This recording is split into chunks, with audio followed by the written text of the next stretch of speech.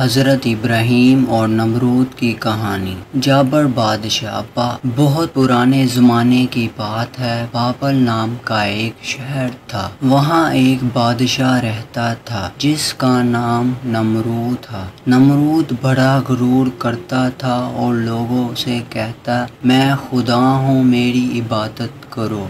لوگ ڈر کے مارے میں اس کے آگے جھک جاتے تھے۔ لیکن ایک بہادر لڑکا تھا، ابراہیم علیہ السلام، جو دل ہی دل میں جانتا تھا کہ یہ سب غلط ہے۔ ابراہیم علیہ السلام سوچتے ہیں، یہ سورج، یہ چاند، یہ ستارے، یہ سب اللہ کی مخلوق ہے، یہ خدا نہیں ہو سکتے۔ انہوں نے اپنی قوم اور اپنے والد آزار سے کہا، ایک ہی سچا خدا ہے، اللہ جو سب کا خالق ہے۔ نمرود ایک جابر بادشاہ تھا۔ بابل موجودہ عراق کا ایک حکمران تھا۔ وہ خود کو خدا کہتا تھا اور لوگوں کو اپنے سامنے سجدہ کرنے پر مجبور کرتا تھا۔ اس کا دور شرک، بت پرستی اور ظلم سے بھرا ہوا تھا۔ ایک دن جب قوم اپنے تہوار لے کر باہر گئی تو حضرت ابراہیم علیہ السلام نے معبد مندر جا کر تمام بت توڑ دیے تھے۔ سب سے بڑا بت کو چھوڑ کر اس کے گلے میں کلاڑا ڈال دیا۔ جب قوم آئی تو حیران رہ گئی۔ پوچھا، یہ کس نے کیا؟ آپ نے کہا، یہ بڑے بت چلو شاید اسی نے کیا ہو۔ یہ سن کر وہ لاجواب ہو گئے کہ بت تو بول ہی نہیں سکتا۔ نمرود کا مناظر۔ نمرود نے حضرت ابراہیم علیہ السلام کو اپنے دربار میں بلایا اور کہا، میں زندگی دیتا ہوں اور موت دیتا ہوں۔ اس نے ایک قیدی کو آزاد کیا اور دوسرے کو قتل کر دیا۔ یہ اپنی طاقت کا ثبوت سمجھتا ہے۔ حضرت ابراہیم علیہ السلام نے فرمایا، اللہ سورج کو مشرق سے نکالتا ہے، اگر تو خدا ہے تو اسے مغرب سے نکال۔ نمرود حیران و خاموش رہ گیا۔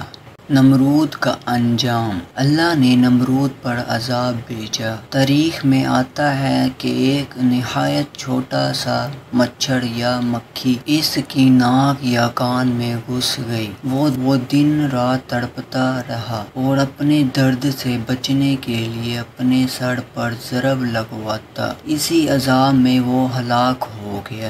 ایک دن سب لوگ شہر سے باہر جشن منانے گئے۔ ابراہیم علیہ السلام معبد مندر میں گئے اور سب بت توڑ ڈالے۔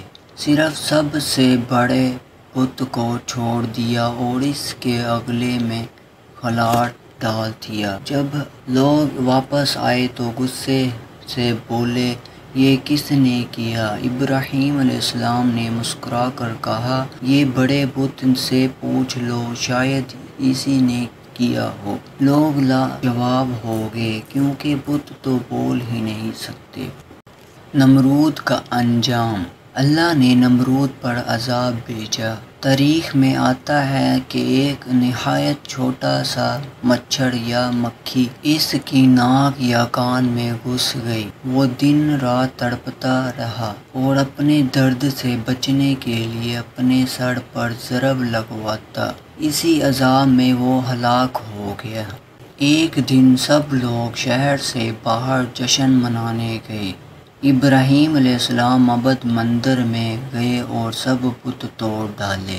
صرف سب سے بڑے بت کو چھوڑ دیا اور اس کے گلے میں کلاڑ ڈال دیا۔ جب لوگ واپس آئے تو غصے سے بولے، یہ کس نے کیا؟ ابراہیم علیہ السلام نے مسکرا کر کہا، یہ بڑے بت سے پوچھ لو، شاید اسی نے کیا ہو۔ لوگ لاجواب ہو گئے کیونکہ بت تو بول ہی نہیں سکتے۔ نمرود نے غصے میں حکم دیا کہ ابراہیم کو آگ لگا دی جائے۔ لوگوں نے کئی دن لکڑیاں جمع کی اور اتنی بڑی آگ جلائی کہ اس کے قریب جانا ممکن نہ تھا۔ منجنیق سے آپ کو آگ میں پھینکا گیا۔ اللہ نے حکم دیا، اے آگ تو ٹھنڈے اور سلامتی والی ہو جا۔ ابراہیم پر اللہ نے حکم دیا، اے آگ تو ٹھنڈی اور سلامتی سلامتی والی ہو جا۔ ابراہیم پر آگ پھولوں اور ٹھنڈک میں بدل گئی، صحیح سلامت باہر آ گئے۔ نمرود کا انجام۔ اللہ نے نمرود پر عذاب بھیجا۔ تاریخ میں آتا ہے کہ ایک نہایت چھوٹا سا مچھر یا مکھی اس کی ناک یا کان میں گھس گئی۔ وہ دن رات تڑپتا رہا اور اپنے درد سے بچنے کے لیے اپنے سر پر ضرب لگواتا۔ اسی عذاب میں وہ ہلاک ہو گیا۔